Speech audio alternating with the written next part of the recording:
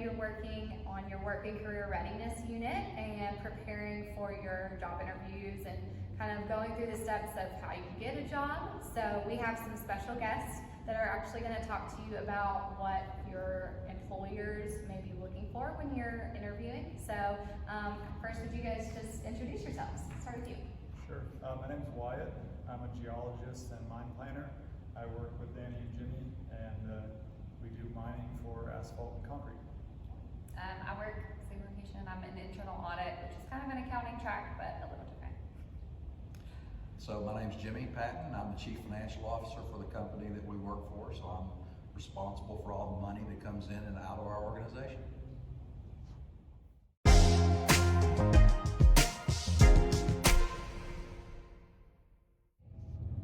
So students, we actually have all three volunteers have conducted interviews before in their real jobs, so they have practice knowing what they're looking for, and they're going to give you some advice on that. So would you guys share with us about how many interviews you've done, what kind of jobs you were interviewing for, and what did you look for in the person's resume? Because that's something the students are learning about. They may even write their own practice resume. So tell us, as an employer, what you look for in a good resume. So we'll start with you, Wyatt. Okay. I don't have a lot of experience. I've interviewed for 3 positions. In all 3 cases, it was interviewing the person to replace myself when I was moving up to somewhere else. So it's a little bit easier to interview somebody for a job that you really know how to do. Right. So basically, I'm just looking for people that have the skill set and the knowledge to do the job that I was doing. But more than that, I think it's important that you can see the amount of effort that somebody puts into the resume that they make.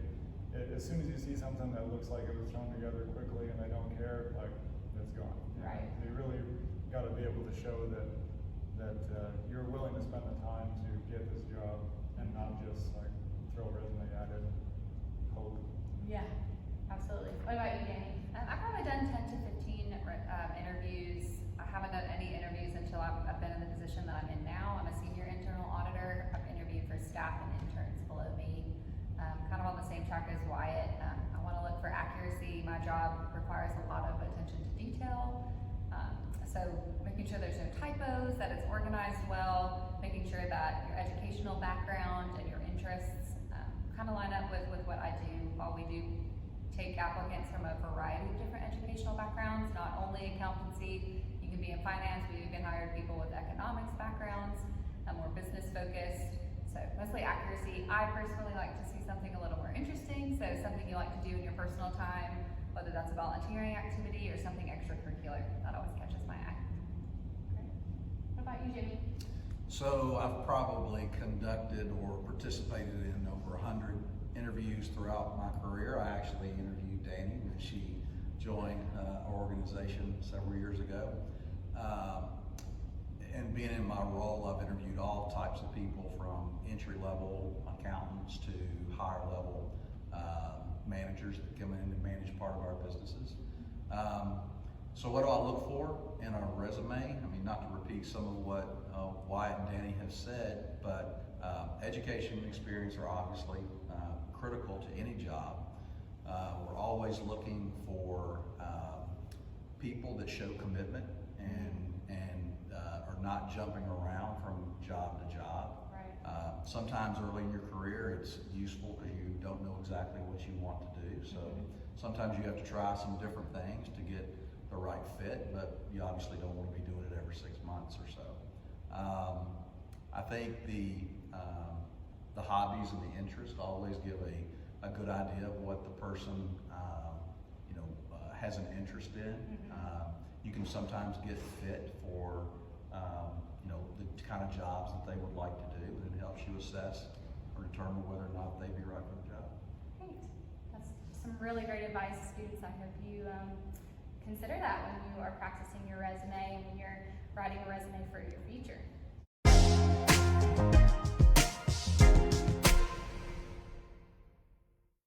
Another important thing to think about when you are interviewing is actually your body language. So Danny, what do you look for in a candidate when you're interviewing them? What body language do you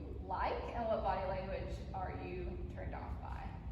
So, well, I've never counted against anybody who is a little nervous. I think that's pretty normal when you're walking into an interview. You want to impress them.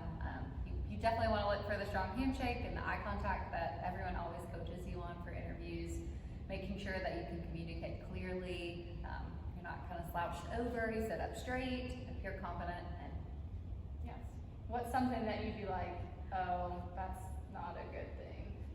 if you don't shake my hand at all, if you go ahead and sit down in the office without, introducing yourself and making sure you've looked at everyone in the room and made sure that they know your name, that you're excited to be there. You probably don't want to come in and give people a hug either. When you're in No, there. that's a little too much. Awesome. So, other than body language, kind of what are you guys looking for in someone's response when you're asking them questions in this interview? What's going to impress you when they are responding? Jamie, you want to start us off? Sure. So I think what would really impress me was if a candidate came in and knew a lot about our organization. Mm-hmm. They knew what type of work we do. They knew where we do business, where our locations were, what our values are, because that's very important in an interview situation.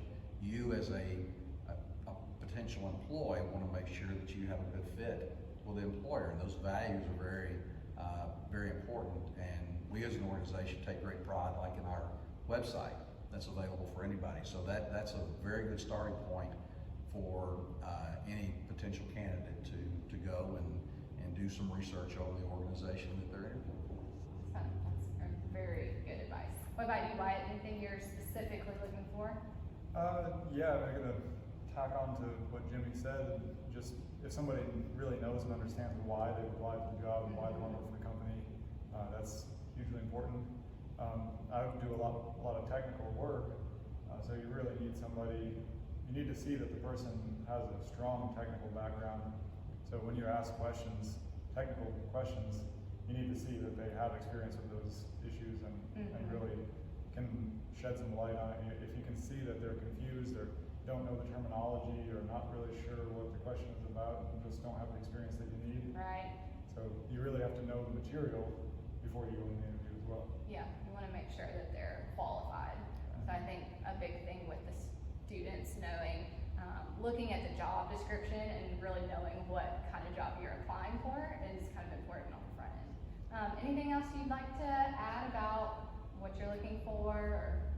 So I look for when somebody comes in, maybe not a specific answer to a question, but more so that they can show me that they're teachable and trainable. It's something unconventional. This is advice I got from a mentor of mine, is that the interviewee can show me that they're hardworking and that they're cool. So that we know that you're willing to put in the time and that you're easy to get along with, and that we'll be a good fit together.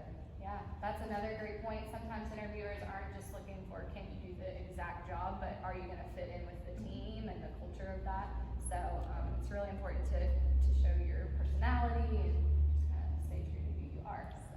I think the last thing would be though that you can actually practice for an interview situation. There's absolutely nothing wrong with trying to determine what kind of questions am I going to be asked in the meeting and doing your own research as to how you would respond. And not to be giving just canned answers. You actually kind of want to use real life examples from your own experiences to be able to show the employee that you can do this job. Examples from the past are super important. Well, thank you guys so much. I think our students are going to be very prepared now for their interviews, thanks to your advice. And maybe one day you guys will be interviewing one of our students. Thank you. Thank you guys.